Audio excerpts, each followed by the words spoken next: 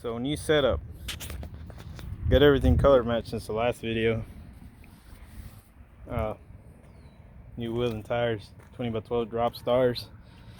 Got the truck paint corrected, and it's a ceramic coat also. So she's definitely blinging to her max capacity.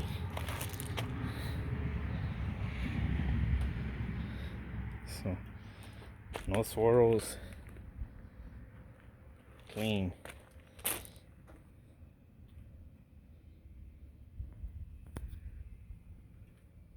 I say for a 2007, she looks good. Also got some headlights. Well, actually I did it myself. It's my first set to ever retrofit. Got the switchbacks in the rear and behind the projector. And they also go as a daytime running light, so they'll be white along with the switchbacks. So yeah, that's about it.